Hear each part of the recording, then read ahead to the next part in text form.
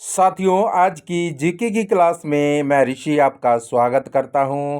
आज की जो जीके की क्लास रहेगी हमारी वो एचएसएससी हरियाणा ग्रुप डी के जितने भी पेपर हुए हैं उनको कवर करेंगे। तो पहला क्वेश्चन रहेगा हमारा, एक छोटी हथेलियों में थामा जाने वाला ड्रम डैश कहलाता है। आपके ऑप्शन है ढोलक, मृदंगम, तबला और डमरू। तो आपका आंसर रहेगा डी, डमरू। डमरू एक छोटी हथेलियों में थामा जाने वाला ड्रम है जो वो डमरू कहलाता है। और तबला एक यंत्र है। आधुनिक काल में गायन, वाहन तथा नृत्यों में तबले का प्रयोग होता है। तबले के पूर्व यही स्थान मृदंग को प्राप्त होता था। 13वीं शताब्दी में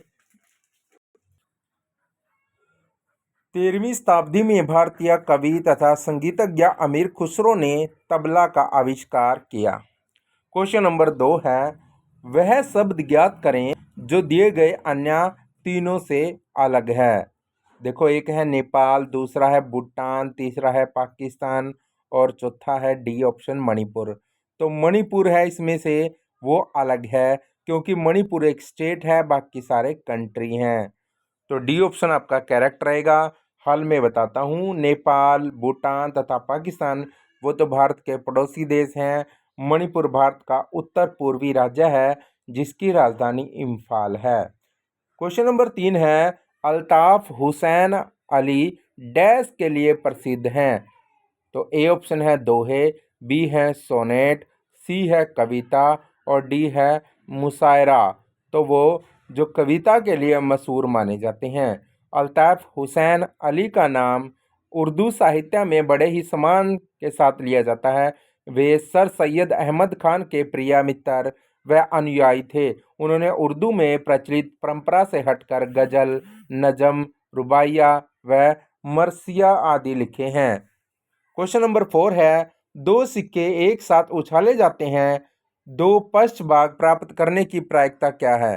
यानी जब दो सिक्के उछाले जाएंगे और दोनों ही पश्च भाग है, दो सिक्के उछालने से हमें टोटल जो आउटकम मिलेंगे वो 4 मिलेंगे, क्योंकि एक सिक्के की 2 साइड, दूसरे की भी 2 साइड, टोटल हो गई 4 साइड और 2 भाग आने चाहिए। तो 2 ऊपर रहेगा, नीचे 4 रहेगा, 2 को काट दें 4 से, 1/2 आंसर आ जाएगा आपके पास। तो बी ऑप्शन ठीक रहेगा।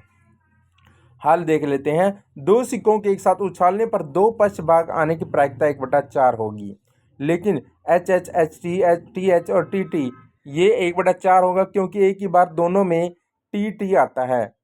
तो आपका आंसर जो रहेगा वो रहेगा डी रहेगा। सॉरी, मैंने 1/2 बोल दिया, 1/4 आएगा, क्योंकि इसने एक साइड ही बोल लिया, 2 साइड नहीं बोली। इन्होंने बोला 2 पश्च भाग, मतलब 2 बार पश्च भाग आएगा, तो है तो एक ही हिस्सा है, तो 1/4 आना चाहिए। क्वेश्चन नंबर 5 है, टांगरी डैश की एक सहायक नदी है। तो टांगरी है जो साथियों वो मारकंडा की सहायक नदी है। तो टांगरी नदी, जिसे डांगरी नदी भी कहा जाता है, भारत के हरियाणा राज्य की मारकंडा नदी की एक सहायक नदी है। यह नदी मोरनी की पहाड़ियों से निकलकर अंबाला जिले से बहती हुई उमरा नाले के साथ मारकंडा नदी में समाहित हो जाती है। क्वेश्चन नंबर 6 है, 1 मीटर लंबाई के एक धातु के तार का प्रतिरोधक 20 डिग्री सेल्सियस पर 26 यानी 26 ओम है। यदि तार का व्यास 0.3 मिलीमीटर है तो इस तापमान पर धातु की प्रतिरोधकता क्या होगी। तो जो इसका आंसर रहेगा वो रहेगा बी, 3.84 गुणा में 10 की पॉइंट -6, 10 की पावर -6 ओम मीटर। क्वेश्चन नंबर 7 है, निम्नलिखित में से किस प्राकृतिक स्रोत को दबी हुई रोशनी कहते हैं। तो दबी हुई जो रोशनी है साथियों, ए है सोना, बी है चांदी, सी है कोयला, डी है सेल गैस। तो इसका जो आंसर रहेगा साथियों वो रहेगा कोयला। कोयला को दबी हुई रोशनी कहा जाता है। कोयला भारत में सबसे महत्वपूर्ण तथा प्रचुर मात्रा में प्राप्त जीवाश्म ईंधन है। पेट्रोलियम तथा प्राकृतिक गैस की सीमित भंडार क्षमता, जल विद्युत परियोजना पर पारिस्थितिकीय संख्या प्रतिबंध और परमाणु ऊर्जा के भौगोलिक और राजनीतिक दृष्टिकोण पर विचार करते हुए कोयला भारत के ऊर्जा परिदृश्य का केंद्र बिंदु बना रहेगा। क्वेश्चन नंबर 8 है, मैथ का क्वेश्चन है, यदि 5 tangent alpha is equal to 4 तो 5 sine alpha minus 3 cos alpha divide में 5 साइन अल्फा प्लस में 2 कोस अल्फा किसके बराबर होगा। तो साथियों इसका जो ऑप्शन रहेगा करेक्ट वो रहेगा ए 1/6। तो इसका जो सॉल्यूशन है या इसका जो हल है वो नीचे दिखाता हूँ मैं। पहले आपने क्या कर लेना, 5 टेंजेंट अल्फा को लेना इक्वल के 4 के, तो यहाँ से 5 चला जाएगा 4 के डिवाइड में, तो 4/5 क्या होता है, p डिवाइड बाय आधार, यानी लंब डिवाइड बाय आधार होता है, यानी h/a, हाइट और आधार बेस बोलते हैं जिसको। तो वो है, जब टेंजेंट की वैल्यू आ जाएगी तो हमें साइन की वैल्यू भी मिल जाएगी, कोस की भी वैल्यू भी मिल जाएंगी। वो जब मिल जाएंगे तो हम क्या करेंगे, प्रश्न अनुसार जो हमें दिया हुआ है वो चीज़ लेके चलेंगे और कोस अल्फा से अंश और हर दोनों को भाग दे देंगे। हम क्या करेंगे, देखो हमें वैल्यू टेंजेंट में चाहिए, तो साइन को भी अल्फा से डिवाइड कर दो, कोस को भी कोस अल्फा से डिवाइड कर दो। डिवाइड करने से हमें मिल जाएगा टेंजेंट अल्फा -3 डिवाइड में 5 टेंजेंट अल्फा प्लस 2। जब टेंजेंट अल्फा की वैल्यू पुट करेंगे 4/5, तो पुट करने से 5 से 5 कटेगा ऊपर और नीचे, तो ऊपर बचेगा 4-3, नीचे बचेगा 4+2, तो 1/6 आपका आंसर आ जाएगा। क्वेश्चन नंबर 9 है, वैदिक सभ्यता डैश नदी के किनारे फली फूली है, तो वो है हमारी सरस्वती नदी। वैदिक सभ्यता सरस्वती नदी के किनारे फली फूली थी। ऋग्वेद में सरस्वती को नदी तम्मा यानी नदियों के में प्रमुख बताया गया है। ऋग्वेद में नदियों की संख्या 25 बताई गई है। ऋग्वेद में गंगा का 1 बार तथा यमुना का 3 बार उल्लेख हुआ है। क्वेश्चन नंबर 10 है, एक डैश एक अधातु होते हुए भी चमकदार होती है, तो वो है आयोडीन। आयोडीन एक अधातु है लेकिन धात्विक चमक रखती है। क्वेश्चन नंबर 11 है, निम्नलिखित में से कौन से सामान या मद जीएसटी के अंतर्गत छूट प्राप्त है, या शून्य कर दर या 0% प्रभारित है। तो या तो समाचार पत्र होगा, या कुमकुम और बिंदी होगा, या प्रसंस्कृत फल और सब्जी होगा, या फिर रेशम कीट और खादी धागा, या फिर अंतरिक्ष यान। तो इसमें से कौन से हैं, तो ऑप्शन है जो सी रहेगा, 4 ऑप्शन रहेंगे 1, 2, 4 और 5। थर्ड क्वेश्चन रहेगा, थर्ड क्वेश्चन गलत है, प्रसंस्कृत फल और सब्जी। हल को पढ़ लेते हैं। वस्तु एवं सेवा कर 1 जुलाई 2017 को लागू हुआ था, यानी जीएसटी एक अप्रत्यक्ष कर है जिसे भारत को एकीकृत साझा बाजार बनाने के लिए उद्देश्य से लागू किया गया है। यह 101वें संविधान संशोधन द्वारा पारित किया गया है। समाचार पत्र, कुमकुम और बिंदी, रेशम कीट और खादी धागा तथा अंतरिक्ष यान को जीएसटी के अंतर्गत छूट प्राप्त है। क्वेश्चन नंबर 12 है, निम्नलिखित में से किस देश के साथ भारत का मुक्त व्यापार करार नहीं है, तो वो रहेगा सी ऑप्शन, ब्राजील। मुक्त व्यापार संधि के संबंध में प्राय कहा जाता है कि यह सभी के लिए लाभदायक है। इसका प्रयोग व्यापार को सरल बनाने के लिए किया जाता है। इसका बड़ा लाभ यह होता है कि जिन दो देशों के बीच में यह संधि होती है उसकी उत्पादन लागत बाकी देशों के मुकाबले सस्ती हो जाती है। क्वेश्चन नंबर 3 है, जागीरदारों का क्या अर्थ है, बैंकर, जमींदार, कृषक या कारोबार। तो इसका जो अर्थ है वो है जमींदार। जागीरदारों का अर्थ होता है जमींदार। जागीरदारी प्रथा की नींव अकबर के शासनकाल में पड़ी। जागीरदार में मनसबदार होते थे जिन्हें नकद वेतन के बदले जमा दामे के आधार पर कुछ राजस्व क्षेत्र दिए जाते थे जिन्हें जागीर कहा जाता था। क्वेश्चन नंबर 14 है, साल वृक्ष डैश में पाए जाते हैं, तो साल वृक्ष है भारत के कई स्थानों पर पाए जाते हैं। साल वृक्ष एक अर्ध पर्णपाती बहुवर्षीय वृक्ष है। रोहतक को वन प्रदेश भी कहा जाता है। साल रोहतक के वन में पाए जाते हैं, तो आंसर रहेगा सी। क्वेश्चन नंबर 15 है, वह संख्या ज्ञात करें जो बाकी में दी गई तीनों से अलग हो। एक है 2/14, दूसरी है 3/12, तीसरी है 5/20 और डी है 7/8। देखो ये जो क्वेश्चन है ये कट रही हैं सारी। पहले का आएगा 1/7, दूसरे का आएगा 1/4, तीसरे का आएगा 1/4 और चौथे का भी 1/4 काटने से। तो पहली संख्या वो सबसे अलग है जिसका 1/7 आंसर आ रहा है। क्वेश्चन नंबर 16 है, एक संख्या में 2 अंक हैं जिनका योग है 4। यदि संख्या में 18 जोड़ दिया जाता है तो अंकों का स्थान आपस में बदल जाता है। वो संख्या बतानी है। तो या तो 31 है, या तो 22 है, या 13 है, या इनमें से कोई नहीं। तो आपने मान लिया संख्या वो है 10y + x, ये मान लिया। और प्रश्न अनुसार बात करें तो दोनों को ऐड करके 4 आता है। तो 4 लिख दिया, x + y को 4। अब जो हमारे पास कंडीशन है कि जो पहली मान जो संख्या हमारी उसमें से 18 कम कर दें तो हमारे पास क्या आ जाएगी, नई संख्या बन जाएगी 10x + y, ये बन जाएगी। तो 10y - y कर दें अगर, और प्लस x, मतलब 10x + y को इधर ले आए तो इक्वल 0 रहेगा, और माइनस का 10x बन जाएगा और माइनस का y। जो चीज़ कैंसिल होगी कैंसिल करेंगे, जो ऐड हो रही है ऐड कर देंगे, जो सब्ट्रैक्ट हो रही है सब्ट्रैक्ट कर देंगे। हमारे पास लास्ट में बचेगा 9y - 9x + 18 = 0। अब इनमें से 9 कॉमन निकालें तो x - y = 2 बचेगा। सेकंड समीकरण इसको नाम दो। फर्स्ट था हमारा x + y = 4। दोनों का एलिमिनेशन मेथड से अगर सोल्व करेंगे, यानी विलोपन विधि से सोल्व करेंगे, तो y की वैल्यू आ जाएगी 1 और x की वैल्यू आ जाएगी 3। और अभिष्ट संख्या जो बनेगी वो 10 एकम 10 + 3 13 बनेगी। क्वेश्चन नंबर 17 है, कन्या भ्रूण हत्या के विरुद्ध अभियान डैश कहलाता है। तो कन्या भ्रूण हत्या के अभियान जो विरुद्ध अभियान है साथियों, ए ऑप्शन है यात्रा योजना, बी है भाग्य ज्योति, सी है बेटी बचाओ बेटी पढ़ाओ, और डी है महिला पुलिस योजना। तो कन्या भ्रूण हत्या के विरुद्ध जो अभियान है वो है बेटी बचाओ बेटी पढ़ाओ।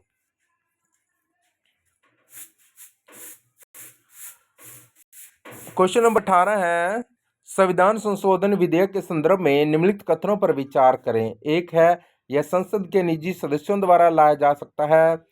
नंबर 2 है, राष्ट्रपति इस पर असहमत नहीं हो सकता, केवल पुनर्विचार के लिए लौटा सकता है। उक्त में से कौन सा सही है? केवल एक, केवल दो, या कोई नहीं, या एक और दो दोनों? तो इसमें से कोई भी ठीक नहीं है। संविधान के अनुच्छेद 368 में संशोधन की प्रक्रिया का उल्लेख किया गया है। इसमें संशोधन की 3 विधियों को अपनाया गया है। एक है साधारण विधि, 2 है विशेष बहुमत द्वारा संशोधन, 3 है संसद के विशेष बहुमत एवं राज्य विधानमंडलों की स्वीकृति से संशोधन। क्वेश्चन नंबर 19 है, स्वतंत्रता आंदोलन के दौरान आम जन को राष्ट्रवाद की भावना से भर देने वाला प्रसिद्ध देशभक्त गीत सारे जहां से अच्छा हिंदुस्तान हमारा डैश द्वारा लिया गया है। तो कहाँ से लिया गया, किसने लिखा है? मिर्जा गालिब, या मोहम्मद इकबाल, या रविंद्रनाथ टैगोर, या फिर सादत हसन मंटो? तो इसका जो ऑप्शन रहेगा वो रहेगा बी। स्वतंत्रता आंदोलन के दौरान आम जन को राष्ट्रवाद की भावना से भर देने वाला प्रसिद्ध गीत था जो, वो है सारे जहां से अच्छा हिंदुस्तान हमारा। ये मोहम्मद इकबाल द्वारा लिखा गया है।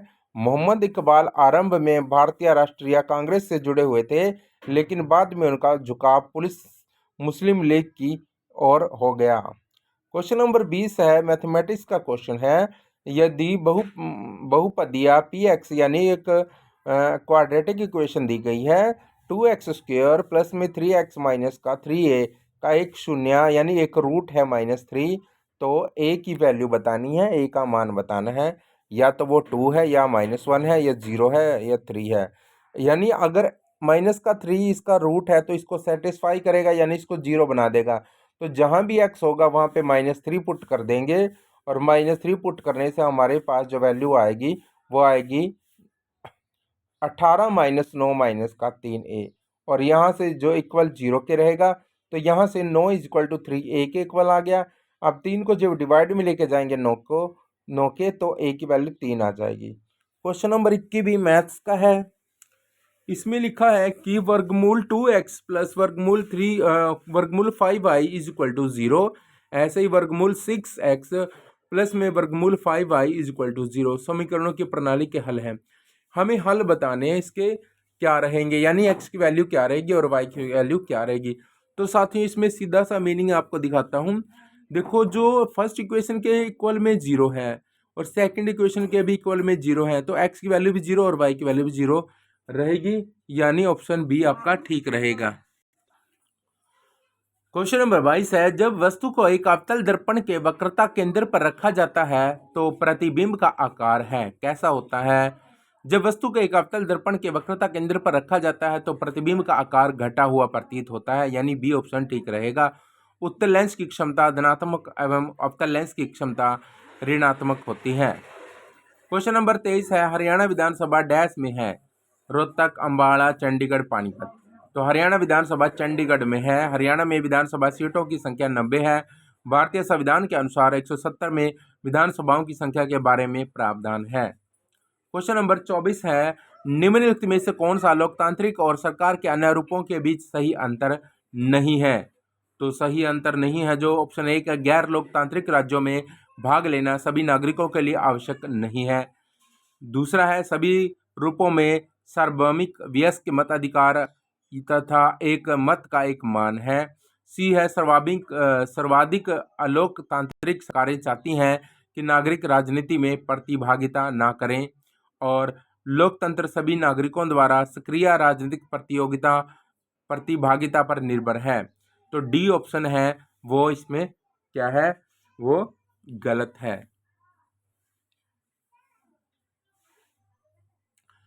डी में है, लोकतंत्र का अर्थ लोगों के शासन से है। सीले के अनुसार लोकतंत्र ऐसी सरकार है जिसमें सभी का हिस्सा होता है। जेम्स बाइस के अनुसार लोकतंत्र लोगों का शासन है जिससे लोग संप्रभु इच्छा को वोट के रूप में व्यक्त करते हैं। क्वेश्चन नंबर 5 है, चिड़ियाघर में कुछ शेर और तोते हैं। अनुरक्षक ने 15 सिर और 50 टांगे गिनी, शेरों की संख्या बतानी है। तो शेरों की संख्या अगर बतानी है तो सबसे पहले आपने क्या देखना है, 15 सिर है, सिर तो सभी के एक एक होते हैं, और 50 टांगे हैं। टांगे 4 भी हो सकती हैं और 2 भी हो सकते हैं। तो आपने क्या करना है, 4 टांगों वाले निकाल लेने हैं पहले। तो 4 टांगों वाले कैसे आएंगे, आपने एक फार्मूला लगा लेना है, L/2 - H। L हमारे पास टोटल लेग होती हैं 50/2, 25 आ गया, और -15 कर दो, 25 में से 15 गए तो 10 आ गया आपका आंसर। तो बी ऑप्शन ठीक रहेगा। शेर के एक मुंह और 4 पैर तथा तोता के 2 पांव होते हैं, अतः विकल्प से अगर शेर की संख्या 10 हो तो शेर के कुल पांव 40 बनेंगे, मुंह 10 बनेगा। अब कुल पांव है 50, शेर के पांव बनेंगे 10, तोता के 2 टांग होती हैं तो 10 टांगे बनेंगी, 5 तोते बन जाएंगे। कुल सिर 10 + 5 15, टांगे 40 + 50, 40 + 10 50, अभी संख्या 10। क्वेश्चन नंबर 26 है, सभी वृत्त डैश होते हैं, या तो वो सर्वांग सम होते हैं, या वो समरूप होते हैं, या चक्रीय, या इनमें से कोई नहीं। तो साथियों सभी वृत्त हैं वो समरूप होते हैं, सर्वांग सम नहीं होते। सर्वांग सम वो होते हैं जिनकी त्रिज्याएं, सभी की त्रिज्या या रेडियस लगा लो, एक समान होती है, ठीक है ना। अगर अलग अलग त्रिज्या के हैं सभी तो वो समरूप होते हैं।